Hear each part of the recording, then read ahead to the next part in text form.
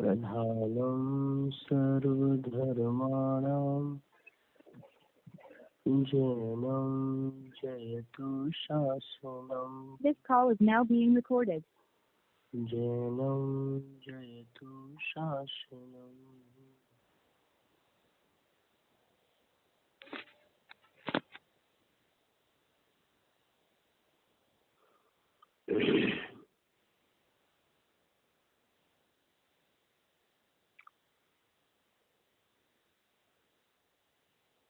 चर्चा करनी है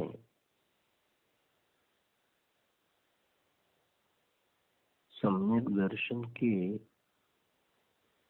उन 8 अंगों का स्वरूप जानते हुए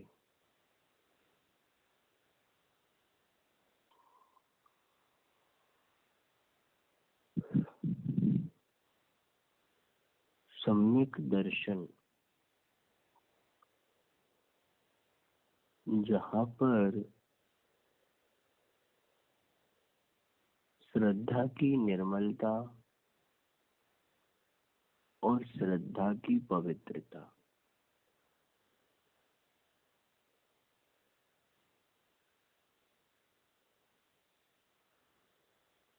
जितनी ज्यादा श्रद्धा की निर्मलता और मलिनता के विषय पे हम अपने आप को पकड़ेंगे, उतना ही हमारे जीवन में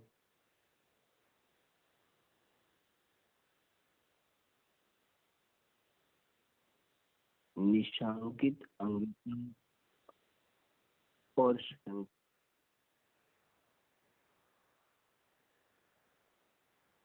की सबसे पहला लक्षण या अंग के रूप में निशांकित पना ही आता है। कहने को तो लगता है कि निशांकित पना की शंका नहीं करना, लेकिन शंका उत्पन्न क्यों होती है? क्योंकि श्रद्धा में मलिनता पाई जाती है। यहाँ पर जो सम्यक दर्शन में सम्यक श्रद्धा का तात्पर्य है, यह मलिनता या निर्मलता। निर्मलता और मलिनता को समझने के लिए दूसरे अर्थ में समझें कि जितना जिस जीव के अंतरंग में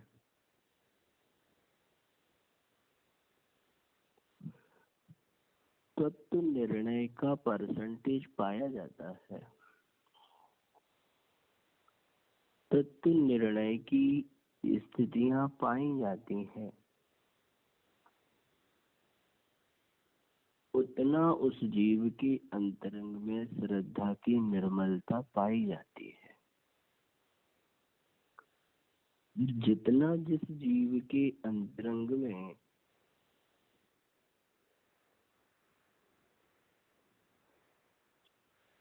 उसके पीछे तत्व निर्णय का ना होना ही पाया जाता है।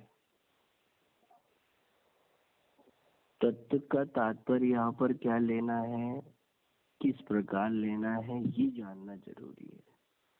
तत्व का मतलब अकेले 7 तत्वों से नहीं लेना है। सम्यक दर्शन की भूमिका में हमें सम्यक दर्शन की गहराई को जानना है, तो सबसे पहले क्या समझना है कि सम्यक दर्शन किस किस की अपेक्षा से कैसा कैसा पाया जाता है।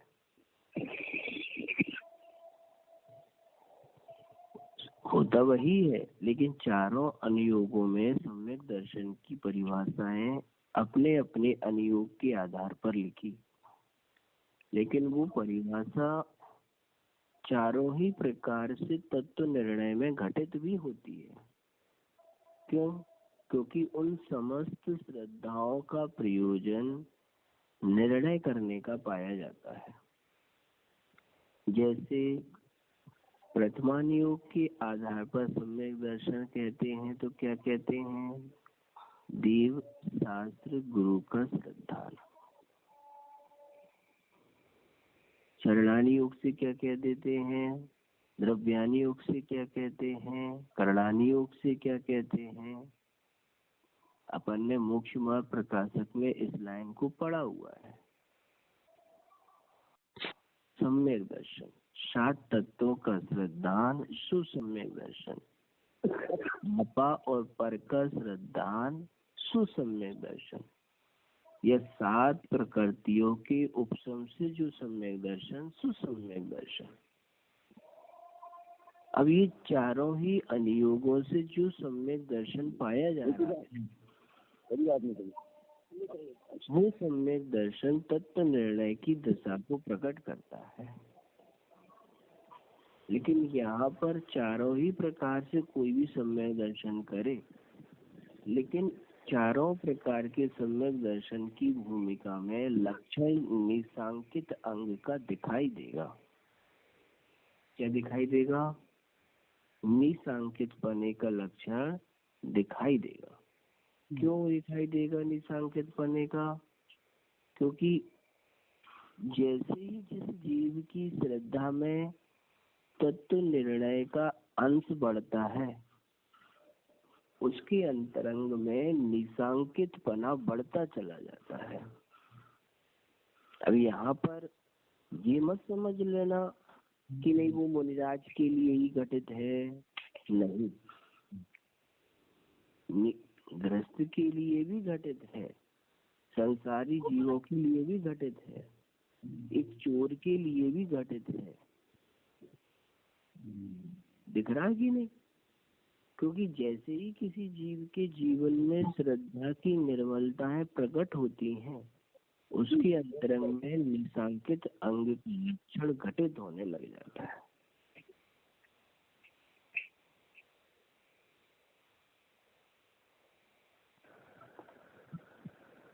जिसके अंतरंग में देव, शास्त्र और गुरु के प्रति यथार्थ निर्णय है। अपन रतनखंड साहब का चार्य की वो गाथा पढ़ते हैं, इदमेव दृश्यमेव तत्त्वं नान्यं चान्यथा इत्य कंपाय सांभुवत् सन्मार्गे संशया रुचि। गाथा क्या करेंगे निशांकित पने में कि जैसा तत्व है, तत्व मतलब शास्त्र भी, देव शास्त्र गुरु भी, आपा पर भी, 7 कर्म प्रकृतियों का उपशम 6 उपशम भी, ये समस्त 7 तत्व ही पाए जाते हैं। और इन पर कैसा श्रद्धा चाहिए? इत्य कंपाय सावुत, तलवार की धार पर रखी हुई पानी की बूंद के समान अडोल श्रद्धा चाहिए।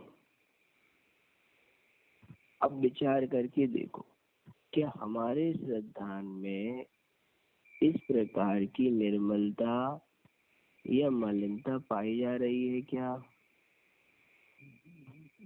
कि हमारी श्रद्धा में इस जाति का तत्व निर्णय पाया जा रहा है क्या? अगर इस प्रकार की तत्व निर्णय की भूमिकाएं चल रही हैं,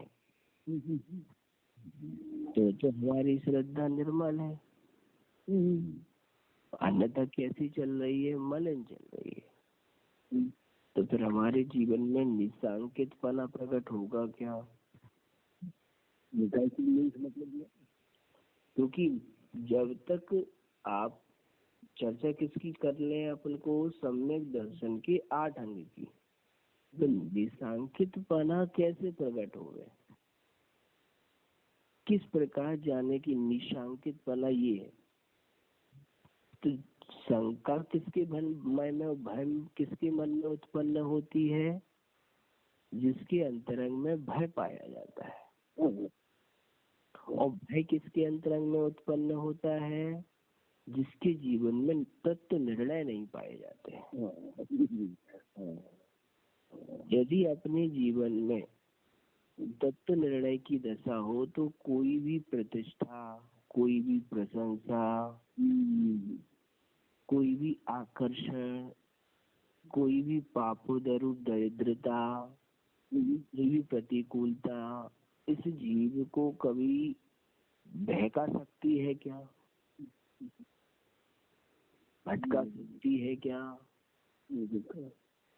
नहीं बा क्यों? क्योंकि तत्व ने अंतरंग में निर्णय की दशा पाई जा रही ना।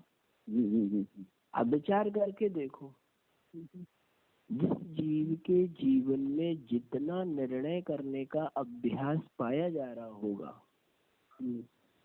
आप उसे कितना ही प्रलोभन, आकर्षण, कितना ही ख्याति, प्रशंसा, पापोदय, पुण्योदय जनित फलों को दिखा दो,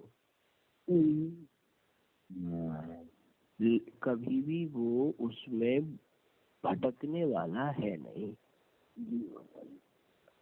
ये किसके बल पे होता है? अंतरंग श्रद्धा में पाए जाने वाली तत्व निर्णय के बल पर। क्यों? क्योंकि उसके अंतरंग में भय नहीं रहा ना, भय ही नहीं है, तो वो इस प्रकार की आकर्षण और प्रलोभन के आधार पर भटकने का प्रयास कैसे करेगा? भाई, किसी की श्रद्धा में प्रलोभन, रागादि रूप परिणमन किसके बल पर शुरू होता है? भय के बल पर शुरू होता है ना। यदि भय ना हो तो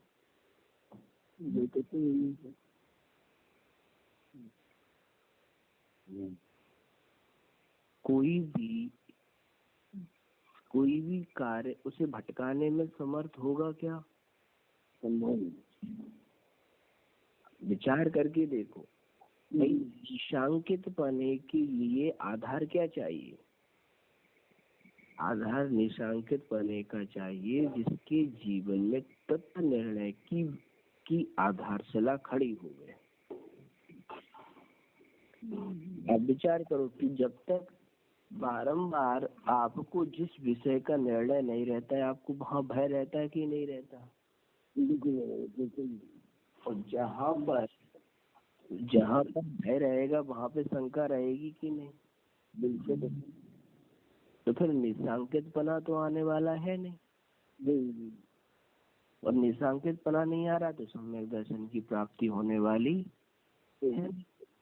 तो अगर तुम्हें सम्यक दर्शन चाहिए तो पहले निशांकित अंग की आराधना करनी पड़ेगी कि नहीं? और निशांकित अंग की प्राप्ति के लिए आपको भय को दूर करना पड़ेगा कि नहीं? और भय को दूर करने के लिए आपको क्या करना पड़ेगा? तत्व निर्णय की आधारशिला खड़ी करनी।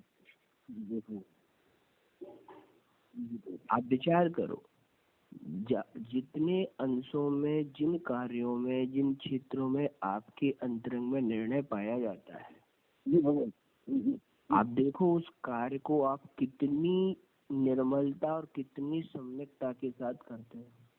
नहीं होता, कितनी निराकुलता के साथ होता है। जिस विषय पर, चाहे वो पुरुष हो चाहे महिला हो, चाहे वो भोजन बनाना हो, व्यापार करना हो, कपड़े करना हो, कुछ करना, जिन विषयों पर हमारा निर्णय रहता है, हमारे लिए उस कार्य करने में कितना निशांकित बना पाया जाता ही नहीं होता।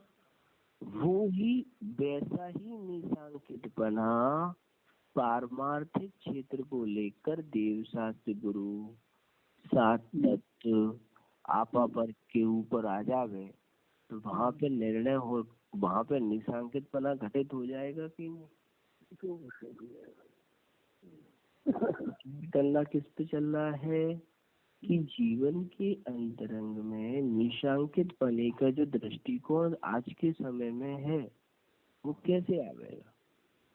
तभी क्योंकि आज पल पल पर पे तो हमारे पास प्रतिकूलता जनित पापोदय आते हैं। कोई भी बहिरंग कारण हमें भटकाने में तुरंत तैयार हो जाते हैं, चाहे संयोग आदि जनित हो या रोग आदि जनित हो या रूप जनित हो। अब जिसके जीवन में पाप और पुण्य का यथार्थ श्रद्धान हो गया हो, तो संयोग प्रतिकूल चल रहे हो, चाहे विवादी प्रतिकूल चल रहे हो, तो उसके अंतरंग में उस संबंधी श्रद्धा कैसा निर्णय करेगी? विचार करके देखो कि हमारे जीवन में जिसे स्वयं के पाप का उदय श्रद्धान हो गया है, अब मान लो पाप का उदय है, ठीक है, पाप का उदय होने पर क्या विचार कर रहा है?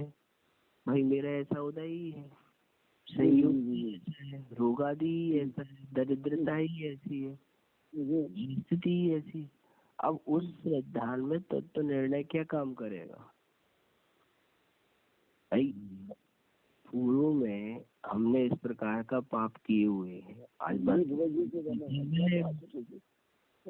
अब फल तो मिलेगा, लेकिन फल मिलने के बाद हम नवीन कर्म बंधन करेंगे, वर्तमान में आने वाले पाप के उदय के फल में संवर पूर्वक आगे बढ़ेंगे। अब ये तो जब होगा ना, जब अंतरंग में तत्व निर्णय की दशा पाई जा रही है।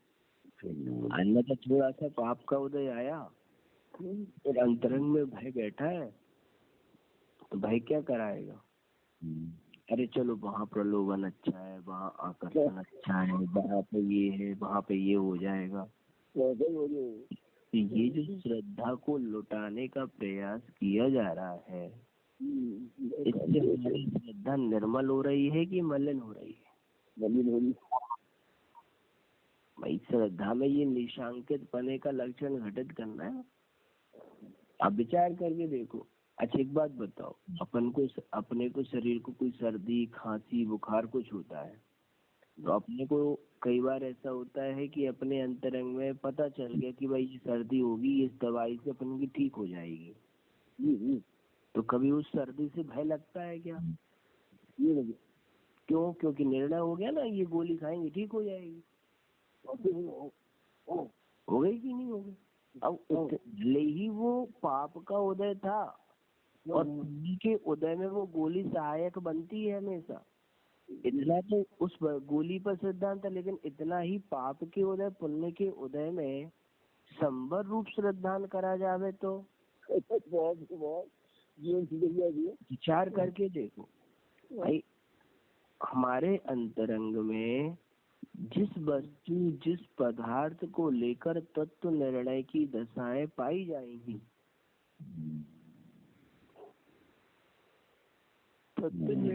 तत्व निर्णय के लिए नहीं करना है।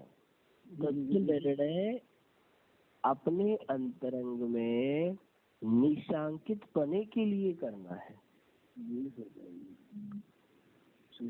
जिस जीव के अंतरंग में जितना निशांकित पने का परसेंटेज बढ़ेगा, वो उतना ही सम्यक दर्शन की योग्य माना जाएगा। लेकिन हमारे अंतरंग में कभी भय को दूर करने के लिए कोई पुरुषार्थ चलता है? बल्कि और लापरवाह रहते हैं हम। विचार करके देखो, जैसे किसी जीव के लिए तत्व निर्णय करना है, ठीक है, और शरीर आदि में कोई रोग नहीं, ठीक है, तो अब उस शरीर आदि में रोग है तो वो उसके प्रति लापरवाह है, तो मन बल वचन बल काय बल अगर समर्थ नहीं होंगे तो क्या श्रद्धा का बल आगे बढ़ेगा? क्या नहीं मिलेगा। लेकिन अगर मान लो किसी की स्वास्थ्य अनुकूलता है और वो विषय भोगों में लग जाए, तो प्रति समय तुम्हारे पास पाए जाने वाली एक्टिविटी तत्व निर्णय के संस्कार को जन्म देती है कि मुझे क्या करना है। और जिसके अंतरंग में तत्व निर्णय का रुचि नहीं है, वो प्रति समय अपने जीवन में भय पूर्वक ही जीवन व्यतीत करता है। जिसके जीवन में प्रति समय भय चल रहा हो, उसके जीवन में कभी भी निशांकित गुण का संस्कार तो पैदा हो ही नहीं सकता। और वो प्रति समय उसके जीवन में भय किसके बल पर चल रहा है? तत्व निर्णय की रुचि ना होने के बल पर। अब विचार करके देखो, आप जितना अपने जीवन में निर्णयात्मक जीवन जीने का संस्कार उत्पन्न करते हो, उतना भय दूर होता है, और भय दूर होगा तो नियम से निशांकित पने का आधार शुरू हो जाएगा। छोटा मोटा गुण लक्षण नहीं है निशांकित पने का, कि हम ये सोच रहे हैं ये जड़ है, किसी मकान की नींव का आधार है निशांकित पना। इसके ऊपर आप अभी 7 अंग और खड़े करोगे, अगर नींव ही खराब है तो कैसे 7 और कैसे खड़े होंगे? आप विचार करके देखो, यदि हमारे अंतरंग में देव, शास्त्र, गुरु, उनके गुणगान करने के प्रति, भक्ति करने के प्रति निर्णय है, तो कोई भी जीव किसी भी प्रकार से आपकी श्रद्धा को भटका सकता है क्या?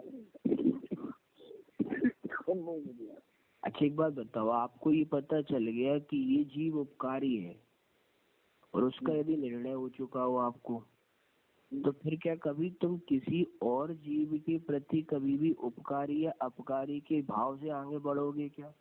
करेंगे कभी? विचार करके देखो, निर्णय की दशा कैसे घटित होती है। हमें पता है कि हमारा ज्ञान, श्रद्धा, चारित्र ही हमारे लिए सबसे परम उपकारी है, लेकिन कभी उस ज्ञान, श्रद्धा की, चारित्र की आपने रक्षा करने का प्रयास किया कि नहीं, मुझे इसे भटकाना नहीं है क्योंकि यही मेरी उपकारी जीव है? कभी आया उसके प्रति कि क्या चीज उपकारी है और क्या अपकारी है? भाई यहाँ पर देखो, उदाहरण दे रहे हैं, तलवार की धार पर रखी हुई पर पानी की बूंद कैसी रहती है? अडोल रहती है, अकंप रहती है। वैसी श्रद्धा यहाँ पर चाहिए। आपके अंतरंग में निर्णय करने का जैसे जैसे परसेंटेज बढ़ेगा, आपकी श्रद्धा वैसी ही निर्मल होती जाएगी। विचार करने वाली बात है कि हमारे जीवन में हम अपनी श्रद्धा को कितना शंका और भय से भर कर रखते हैं। होता कि नहीं होता? अब विचार करो, कोई रोग आदि आपको हुआ, अब रोग आदि होने पर अपन जैसे डॉक्टर से दवाई लेते वैसे लेते हैं, और मान लो कर्म का तीव्र उदय हो तो क्या कहेंगे? अरे उस डॉक्टर की दवाई नहीं लग रही है, दूसरी तरफ भागो। इधर उधर डॉक्टर के पास तो भाग जाएंगे, लेकिन स्वयं के कर्म के तीव्र उदय का विश्वास करते क्या? भाई कर्म का तीव्र उदय है, किसी की दवाई नहीं लगेगी, लेकिन औषधि तो तब लगती है ना जब कर्म का मंद उदय रहता है। औषधि तो तभी लगेगी ना जब कर्म का मंद उदय। कर्म के तीव्र उदय में तो तीर्थंकर को भी किसी की कोई चीज नहीं लगी। कर्म के तीव्र उदय में क्या वो अपने उपसर घटा पाए थे? हमने भी कर्म के तीव्र उदय का फल भोगा ही था ना। शंकर की और जितने भी उपाय इस जीव को कारगर होते हैं वो सब कर्म के मंद उदय में होते हैं। कर्म के तीव्र उदय को तो इस जीव को फल भोगना ही पड़ता है। अब ये निर्णय है क्या? विचार करके देखो, आप कितनी ही अच्छे कार्य करो, लेकिन यदि आपने पूर्व में कर्म के तीव्र उदय से निंदा का कार्य किया है, कार्य किया है, तो वो तो जगत में मिलना है कि नहीं?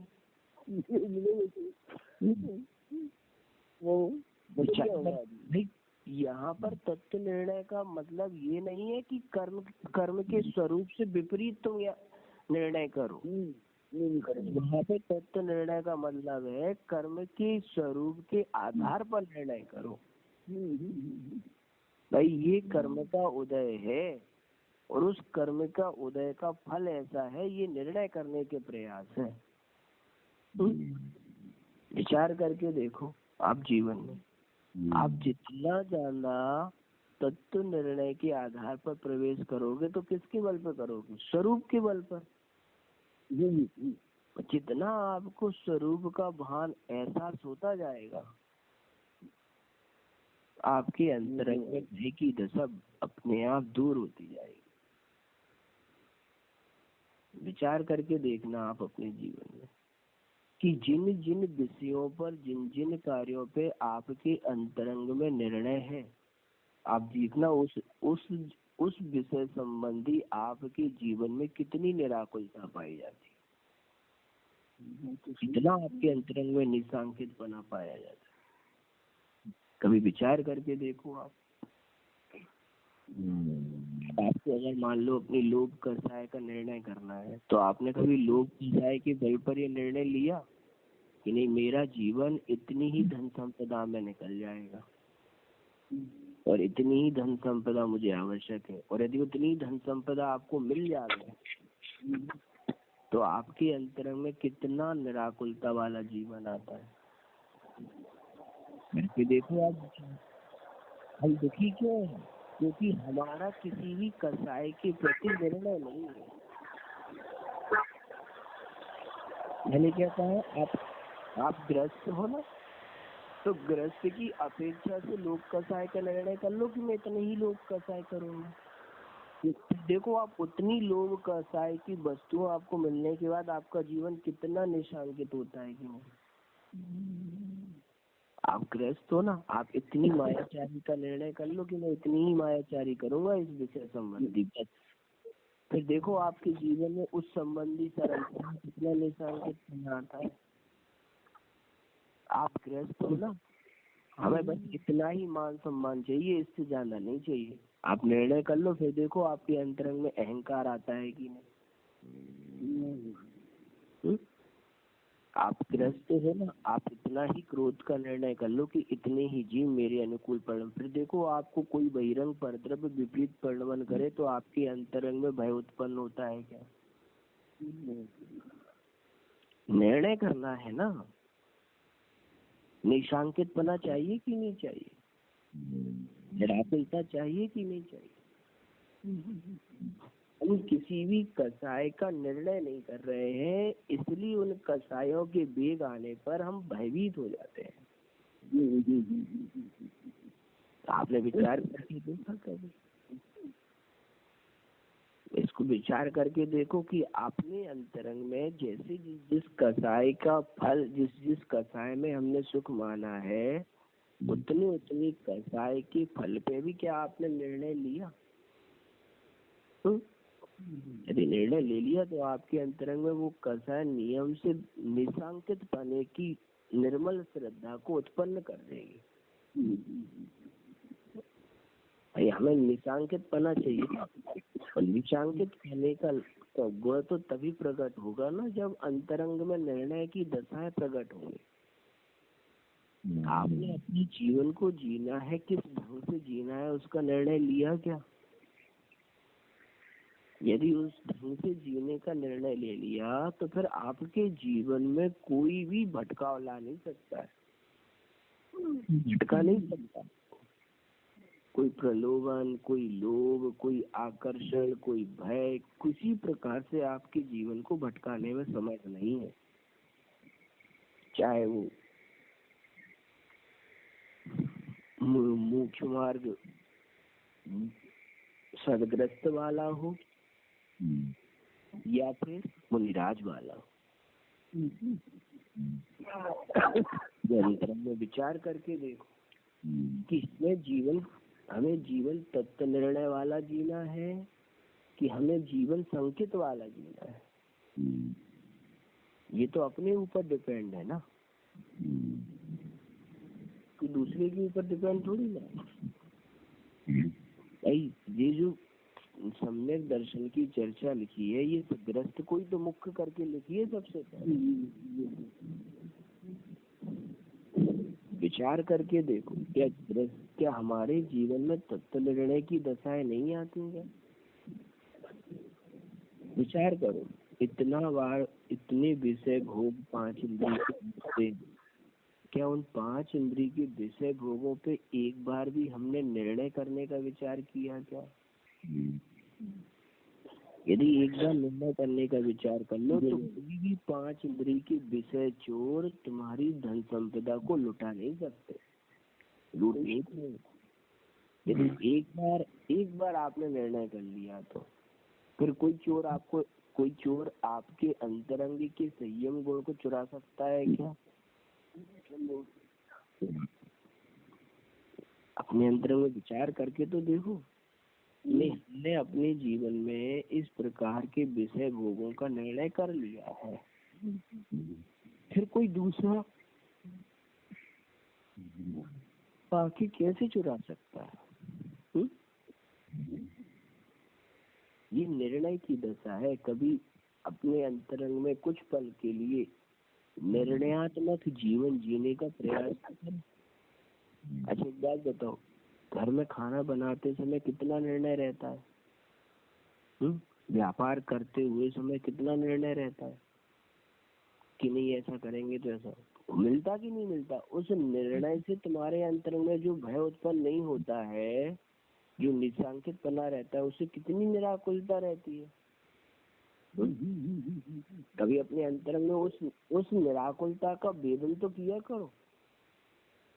विचार करके देखो, आप व्यापार में जैसे ही आप काम करते हो, आपको उस विषय का पता रहता है कि अब फसल आएगी, अब माल नीचे गिरेगा, अब रेट ऊपर होंगे, कितना निर्णय रहता है और उस निर्णय के बल पर आपको कितना लाभ मिलता है।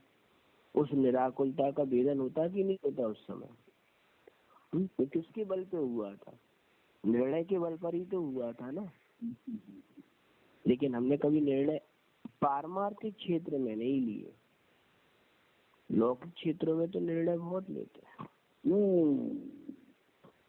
जितना पारमार्थिक क्षेत्र में अपने जीवन में निर्णयात्मक कार्य करोगे, उतना तुम्हारा पारमार्थिक क्षेत्र भी निराकुलता का वेदन करना शुरू कर देगा। आज यदि हमारे जीवन में श्रद्धा का दुष्परिणाम दिखाई दे रहा है तो वो तत्व निर्णय ना करने से ही है। आप विचार करके देखो, जितना जीव को संशय, विपर्य, अनद्धवसाय आदि ये जो लोग गुण पाए जा रहे हैं ना, अरे भैया हम उनका वो नहीं करेंगे तो वो मुझे ऐसा कर देंगे, उनके साथ ऐसा नहीं होगा तो ऐसा कर देंगे, फलाना क्या कहेगा, लोग क्या कहेंगे, ये बातें संशयात्मक उत्पन्न होती है। जो संशय करने को जो उत्पन्न करती है वो किसके बल पर होती हैं? तत्व निर्णय ना होने के बल पर। और जिस जीव के जीवन में ध्यान रख लेना, तत्व निर्णय वाले जीव को कभी भी किसी भी प्रकार का कोई भय उत्पन्न नहीं होता। क्यों नहीं होता? क्योंकि उसके आगे और लक्षण शुरू हो जाते हैं। जैसे जैसे तुम्हारे जीवन में तत्व निर्णय आएगा ना, तुम्हारे अंतरंग में आकांक्षाएं कम होती जाएंगी, है ना, उपगुहन गुण बढ़ते चले जाएंगे, निर्विज्ञ किससे गुण आते हैं। भाई आधार क्या है? सबसे पहले निशांकित। और जिसके अंतरंग में भय उत्पन्न नहीं हो रहा है वो किसकी वजह से नहीं होगा? जब उसके अंतरंग में किसी प्रकार के आगे के लक्षण भी तो घटित होंगे ना उसमें। ये चीज ध्यान रख लेना। ऊपर के जो शेष 7 लक्षण हैं, वो 7 लक्षण किसकी नींव पर खड़े होंगे? निशांकित। ये ध्यान रख। आगे आगे आएगी चर्चा कि भाई आगे का गुण पहले से है। अगर उस जीव के जीवन में निकांक्षित गुण पाया जा रहा है तो कहीं ना कहीं वो निकांक्षित गुण की आधारशिला क्या है? निशांकित। क्योंकि जब भय नहीं है तो किसी प्रकार की भोगों की आकांक्षा भी नहीं। जब भोगों की आकांक्षा होगी तो जीवन से कहीं ना कहीं उसके लिए झुकना पड़ेगा, लोभ करना पड़ेगा, इसलिए करना पड़ेगा, भय करना पड़ेगा। तो सबसे पहले जो निशांकित पने का लक्षण घटित होता है, हमारे शरीर में सम्यक सच्ची श्रद्धा है तो जीवन में कभी भी किसी भी प्रकार से इस जीव को भय की उत्पत्ति नहीं होगी, चाहे वो परिवार को लेकर, विषय भोगों को लेकर, किसी सारी सांसारिक सुखों को लेकर। ये ध्यान रखना, जीवन में निर्णयात्मक अंश पाया जाता है, वो जीव उतना ही अपने जीवन को स्वावलंबी बना लेता है, स्वाधीन बना लेता है। ये ध्यान रख, निशांकित पने में जो जीवन जीने का प्रयास करते हैं वो संयोगों के बीच भी स्वाधीन बनकर रहते हैं। विचार करके देखो। अच्छा ये बताओ, घर की गृहस्थी में रहते हो, कितनी देर तक हमारा जीवन स्वाधीन रहता है? भाई गृहस्थ में रह रहे हो ना, स्वाधीनता लाने का प्रयास कर रहे हो क्या, कि नहीं पराधीनता ला रहे हो? विचार करके देखो। आज दो प्रकार के प्राणी सबसे ज्यादा दुखी हैं। एक तो वो जो संयोगों के बीच में रहकर पराधीन जीवन जीने का प्रयास कर रहे हैं, और एक वो जिन्हें संयोग रुच तो नहीं रहे हैं, अकेले रहना तो चाहते हैं, लेकिन वो अकेले रहकर स्वाधीन ना होकर स्वच्छंद रहना चाहते हैं। दो प्रकार के प्राणी सबसे ज्यादा दुखी है आज के समय में। अगर इस सोच के आधार पर तुम जीवन जीना चाह रहे हो तो नियम से संयोगों के बीच में पराधीन जीवन जीने की विचारधारा रखते हैं, और दूसरे वो जिन्हें संयोग नहीं रखते हैं, लेकिन क्या कहते हैं हमें तो अकेले रहना है। तो वो सोचते हैं अकेले रहेंगे तो स्वाधीन रहेंगे, लेकिन वो अकेले रहकर स्वाधीनता की आराधना नहीं करते, बल्कि स्वच्छंदता की आराधना करते हैं कि हमें स्वच्छंद रहना है। तो ध्यान में रहे कि स्वाधीनता अलग है, स्वच्छंदता अलग है। जितना के अंतरंग में स्वाधीनता और स्वच्छंदता का विषय समझने में आएगा, वो कब आएगा? जब निशांकित पने के आधार पर आप अपने जीवन को जीने का प्रयास करेंगे। परिवार में रहकर तुम स्वाधीन जीवन जीने के अभ्यासी हो कि पराधीन जीवन जी रहे हो, ये परिवार से तुम्हारे लिए अनिष्ट लग रहा है, परिवार तुम्हें रुच नहीं रहा है, हमें तो अकेले रहना है, और भ्रम क्या पाल रखा हुआ है कि हमें स्वाधीन रहना है। तो स्वाधीन नहीं रह सकते, तुम स्वच्छंद रहने के अभ्यासी हो। ये ध्यान में रखना कि हमारे जीवन में स्वाधीनता का गुण प्रकट हो रहा है कि स्वच्छंदता का दोष पैदा हो रहा है। अपन से चर्चा कल करेंगे, आज इतना ही रखते हैं।